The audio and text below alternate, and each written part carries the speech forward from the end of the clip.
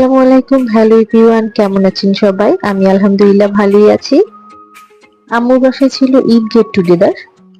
আম্মুর হাতের রান্না তো বরাবরই মজা, সবচেয়ে মজা। আমার আম্মু অনেক কিছু রান্না করেছিলেন। দেখাই আপনাদেরকে আমার মা কি কি রান্না করেছিলেন আমাদের সবার জন্য। আমার আম্মুর হাতে পোলাও রান্না বরাবরই বেস্ট হয়। তারপর আম্মু একটু ঝাল করে মুরগি করেছিলেন, মিক্সড ভেজিটেবল করেছিলেন, কাবাব করেছিলেন, গরুর মাংস করেছিলেন। আমি গরুর মাংস খেতে খেতে অস্থির হয়ে গিয়েছি, আমি গরুর মাংসটি আর নেইনি। আমি শুধু সালাদ, লেবু আর চিকেন কাবাব সবজি দিয়ে আমার পোলাওটি খেয়েছি। আম্মুর হাতের রান্না আসলে জানি না কবে শিখতে পারবো। মাশাআল্লাহ, এত সুন্দর, এত মজা।